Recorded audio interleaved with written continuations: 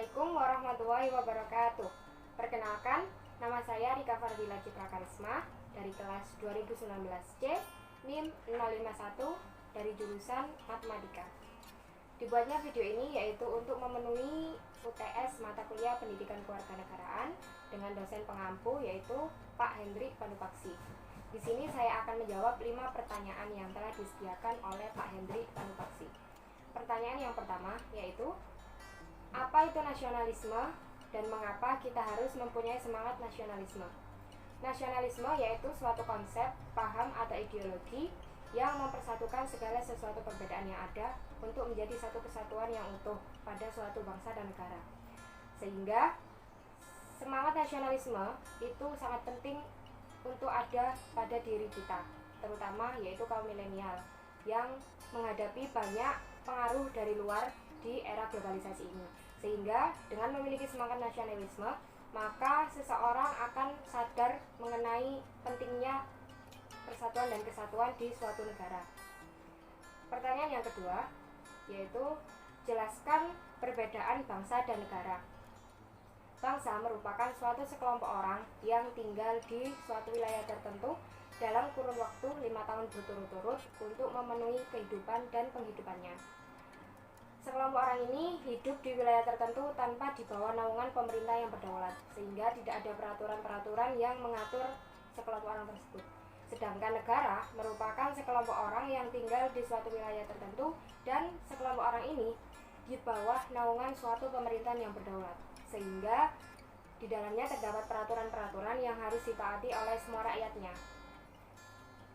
Pertanyaan yang ketiga yaitu, apa fungsi konstitusi bagi suatu negara? Adanya konstitusi yaitu untuk atau sebagai suatu batasan bagi pemerintahan atau suatu kekuasaan politik untuk tidak sewenang-wenang menjalankan ketatanegaraan-nya. Sehingga dengan adanya konstitusi ini diharapkan suatu ketatanegaraan atau sistem pemerintahan suatu negara akan berjalan sesuai dengan konstitusi yang berlaku, yang tentunya tidak menyalahgunakan wewenang dan tetap mengutamakan hak-hak rakyat.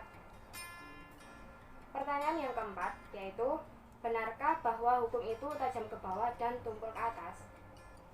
Pernyataan ini kurang tepat, karena sebetulnya hukum tidak berpihak pada salah satu golongan saja, atau pernyataan ini merujuk kepada dua golongan, yaitu golongan kaya dan golongan menengah ke bawah. Sedangkan hukum tidak memihak pada salah satu sisi saja, memihak ke golongan kaya atau memihak ke golongan yang menengah ke bawah saja. Namun pada kenyataannya, jika di suatu sidang terdapat dua golongan atau dua kubu, yang pertama kubu golongan kaya atau golongan atas, sedangkan yang kubu kedua yaitu kubu yang berasal dari golongan menengah ke bawah, maka kubu dari golongan atas ini mereka akan mampu menyewa suatu atau seseorang pengacara yang dapat membuktikan bahwa mereka itu benar, karena dengan memiliki finansial yang mencukupi, mereka dapat membayar berapapun meskipun itu mahal. Jadi mereka dapat membayar pengacara yang ternama atau kondang, sehingga dia akan terbukti benar di suatu persidangan tersebut. Sedangkan bagi kubu yang kedua, yaitu kubu golongan menengah ke bawah, mereka tidak mampu untuk membayar banyak atau membayar mahal pengacara yang ada atau yang akan membela mereka, sehingga terkadang golongan menengah ke bawah ini justru mendapat pengacara dengan bantuan dari persidangan, sehingga di persidangan atau di hasil akhir keputusan persidangan, golongan ataslah yang memenangkan persidangan tersebut, karena pengacara dari golongan atas tersebut merupakan pengacara kondang atau ternama. Pertanyaan yang kelima, mengapa hukuman mati tidak termasuk kategori pelanggaran HAM?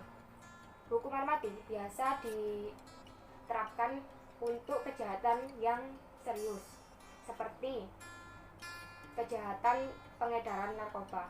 Pengedar narkoba merupakan suatu tindakan yang sangat-sangat merugikan di suatu negara, karena pengedar narkoba tidak hanya menyerang kaum kaum sebaya atau kaum kisaran usia 30-40 saja, namun mereka juga banyak menyerang atau mengedarkan narkoba tersebut di kalangan remaja, bahkan juga di kalangan anak-anak kecil, sehingga hal tersebut sangat merugikan masyarakat dan merugikan suatu negara karena dapat merusak generasi penerus bangsa.